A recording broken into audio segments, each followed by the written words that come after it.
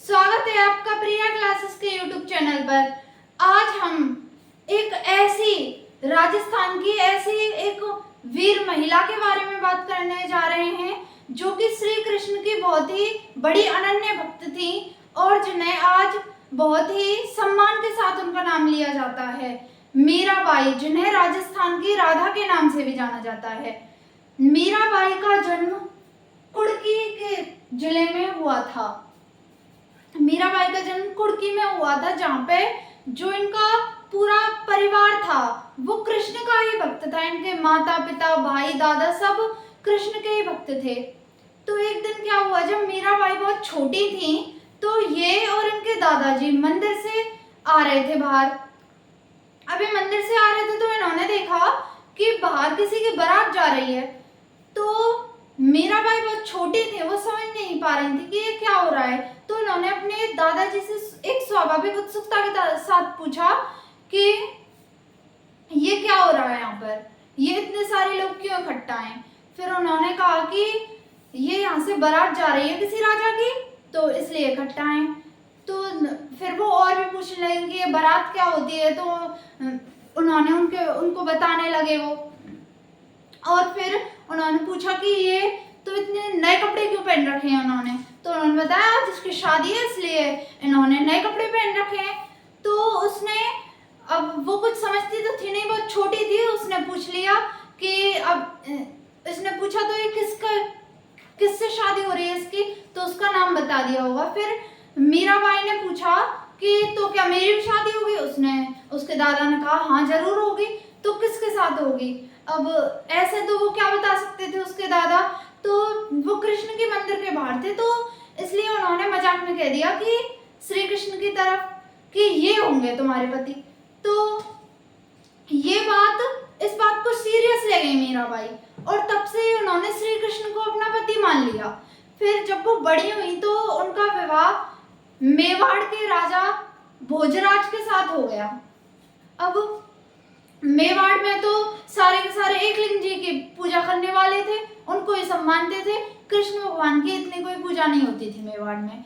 तो भोजराज जी से उन्होंने ये परमिशन ली कि मैं कृष्ण की भक्त हूँ और यहाँ पे भी मैं कृष्ण की भक्ति करना चाहती हूँ। तो भोजराज ने उनको परमिशन दे दी कृष्ण की भक्ति की। अब शादी के 10 वर्षों बाद ही भोजराज की मृत्यु हो गई। उसके बाद मेवाड़ के राजा रतन सिंह बने तो इसमें भी कोई दिक्कत नहीं आई, इनकी भी जल्दी मृत्यु हो गई। तो अब यहाँ के राजा विक्रमादित्य बनते हैं। अब विक्रमादित्य के समय पे थोड़ी सी गड़बड़ हुई थी कि उस समय पे एक मेवाड़ में एक पंडित जी आए हुए थे जिनका नाम था रैदास। मीराबाई ने इनको अपने गुरु मान लिया और इनके सत्संग सुनने जाया करती थी रोज। तो विक्रमादित्य था, उसको इन पर बहुत गुस्सा आया। तो उन्होंने कहा कि देखिए, पहली बात तो आप विधवा हैं तो आप महल से बाहर नहीं जा सकती हैं। दूसरी बात, कोई भी महल की राजकुमारी महल के बाहर नहीं जाती है, महल के अंदर ही रहती है। और तीसरी बात, जो रैदास गुरु हैं वो एक दलित जाति के व्यक्ति हैं, इसलिए आप उनको अपना गुरु नहीं बना सकते। तो मीराबाई ने कहा कि देखिए, जैसा आपने कहा कि एक राजकुमारी महल से बाहर नहीं जा सकती, तो मैं कृष्ण के भक्त हूँ, मैं कृष्ण के मंदिर में भी जाऊंगी और कृष्ण की पूजा भी करूंगी यहाँ पर रहते हुए। दूसरी बात कि जो विधवा वाली बात कही, तो मैं विधवा होते हुए भी श्री कृष्ण की भक्ति करूंगी। इससे हमें क्या पता चलता है कि कोई भी औरत है, विधवा होने के बाद भी उसकी जो जिंदगी है वो समाप्त नहीं हो जाती। तीसरी बात कि जैसा आपने कहा है कि जो हमारे गुरुजी हैं वो एक दलित जाति के व्यक्ति हैं, तो मुझे उनमें कोई भी ऊंच नीच का वो कुछ भी नहीं दिखता है। वो मेरे गुरु हैं और मेरे लिए वो गुरु ही रहेंगे। इसलिए मैं ये सारे काम करूंगी, मैं सत्संग में भी जाऊंगी, कृष्ण की भक्ति भी करूंगी और रैदास गुरु को अपना गुरु भी मानूंगी। अब उनको बहुत गुस्सा आ गया कि वो राजा थे, उनकी बात नहीं मानी। तो ये कहानियां आपने पढ़ी भी होंगी कि फिर उनको जहर दिया गया था। ये कुछ कहानियां प्रसिद्ध हैं मीराबाई के विषय में। अब मीराबाई को जब ये लगने लगा कि यहाँ पे जो विक्रमादित्य है, इसकी वजह से यहाँ पे कुछ हो नहीं पाएगा, यहाँ पे भक्ति नहीं हो पाएगी, तो ये दोबारा अपने पियर आ गई। तो यहाँ पे आके जो इनका भाई था जयमल, ये भी कृष्ण का एक बहुत बड़ा भक्त था। तो यहाँ पे ये पूजा करने लगे, कुछ वर्षों तक तो इन्होंने यहाँ पे पूजा करी। अब जो मीराबाई थी, उन्होंने जयमल से परमिशन ली कि मैं घूमना चाहती हूँ, मैं बरसाने मथुरा वगैरह जाना चाहती हूँ तीर्थ स्थानों पे। तो जयमल ने कह दिया ठीक है, जैसी आपकी इच्छा, जाइए। अब कोई राजकुमारी के आज्ञा को टाल दे ऐसा तो हो नहीं सकता, तो जाइए आप।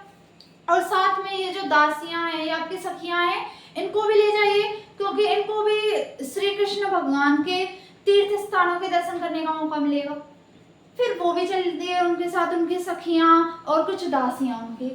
तो कुछ दिन उन्होंने बरसाने में बिताए। बरसाने के बाद वो मथुरा चली गई, और मथुरा से फिर वो जब वृंदावन जाने लगी, तो जब वो वृंदावन गई तो उन्होंने अपनी सखियों को भेज दिया कि अब तुम जाओ, दोबारा चले जाओ, मैं कुछ दिनों के बाद यहाँ पर वापस आ जाऊंगी। तो उस समय पे वृंदावन में एक गुरुजी रहा करते थे, रूप गोस्वामी महाराज। रूप गोस्वामी महाराज ने एक प्रतिज्ञा ले रखी थी कि मैं किसी भी स्त्री का मुंह नहीं देखूंगा। तो मीराबाई जब यहाँ पे गई वृंदावन में, तो इन्होंने कहा कि मैं रूप गोस्वामी महाराज से मिलना चाहती हूँ। तो वहाँ पे वो जो और भक्त थे वो गए कि एक औरत आई है, वो आपसे मिलना चाहती हैं। फिर उन्होंने कह दिया देखिए, उन्हें मेरी प्रतिज्ञा के बारे में बता दीजिए कि मैं किसी भी औरत का मुंह नहीं देखूंगा। तो वो जो उनके भक्त थे वो बताने चले गए कि देखिए वो किसी भी औरत का मुंह नहीं देखेंगे, इसलिए वो आपसे नहीं मिलेंगे, आप यहाँ जा सकते हैं। अब मीराबाई ने कहा कि देखिए मैं मेवाड़ की रानी हूँ, इसलिए उन्हें मेरी आज्ञा का पालन करना पड़ेगा। अब वो दोबारा उनके पास गए, दोबारा भी वो नहीं माने। फिर तीसरी बार कहा उन्होंने कि जैसा वो कह रहे हैं कि वो किसी औरत का मुंह नहीं देखना चाहते, तो मेरे लिए तो सिर्फ और सिर्फ श्री कृष्ण भगवान ही मर्द है, बाकी सब तो औरतें हैं। कि श्री कृष्ण भगवान के अलावा इस दुनिया में जितने भी लोग हैं वो सब औरतें ही हैं, कोई मर्द नहीं होंगे। अब ये बात जाके जब रूप गोस्वामी महाराज से कही गई, तो उन्हें लगा कि ये तो ऐसी स्त्री जो भगवान को ही सब कुछ मान रही है, उसके अलावा उसे दुनिया के किसी भी चीज में कुछ दिखता ही नहीं है, तो ऐसे के तो दर्शन मुझे भी करने चाहिए। तो जो रूप गोस्वामी महाराज थे वो बाहर चले गए, बाहर मीराबाई के दर्शन करने चले गए, और उन्होंने उनको दंडावत प्रणाम किया, और फिर उनके लिए यज्ञ भी किया। वो यज्ञ करने के लिए तो उनको बुला रहे थे, तो उनके लिए यज्ञ भी करा उन्होंने। अब जब ये वृंदावन से चली गई, तो वृंदावन से ये द्वारिका गई। द्वारिका में इन्होंने बहुत वर्ष बिताए। तो द्वारिका में जब इन्होंने बहुत वर्ष बिताए, द्वारिका में जो रणछोड़ मंदिर है ये वहां पे रही थी, तो यहाँ पे इन्होंने बहुत वर्ष बिताए। तो एक समय पर क्या हुआ था, जो मेड़ता जो जगह थी जहाँ का जयमल राजा था, उस जगह पे बहुत ही तेज अकाल आ गया, बहुत ज्यादा अकाल आ गया। सब लोग भूख से व्याकुल होने लगे, भूख प्यास से। तो गुरुजियों को बुलाया गया कि क्या हो रहा है यहाँ पे, अचानक से अकाल आ गया। फिर उन गुरुजियों ने कहा कि यहाँ से मीराबाई चली गई हैं, और जहाँ से मीराबाई चले जाएं वहां पर श्री कृष्ण भगवान कैसे खुश रह सकते हैं, इसलिए आप मीराबाई को लाइए, मीराबाई को कैसे भी लाइए। तो फिर जो जयमल थे इन्होंने 5 ऋषियों को भेजा, 5 ऋषियों को इन्होंने मीराबाई के पास भेजा, और मीराबाई को लाने का प्रयत्न करने लगे वो।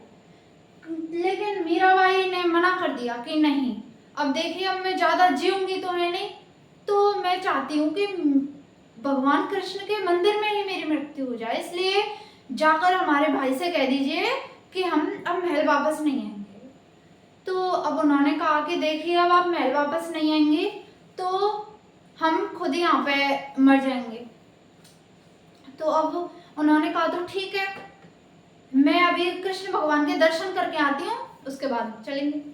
तो उन्होंने भगवान कृष्ण से प्रार्थना करी कि देखिए मैं अब कैसी दुविधा में आ गई हूँ, मैं यहाँ से जाना तो नहीं चाहती गिरधर, लेकिन वहां पे यदि मैं नहीं गई तो मेरे ऊपर ब्रह्महत्या का पाप लगेगा, और ब्रह्महत्या से तो जो मेरी पूरी भक्ति है वो पूरी भक्ति का सर्वनाश हो जाएगा, इससे तो सीधे नरक की ही प्राप्ति होगी ब्रह्महत्या का दोष लगने से। तो उन्होंने भगवान कृष्ण की जो रणछोड़ मंदिर में जो मूर्ति है, कृष्ण की मूर्ति,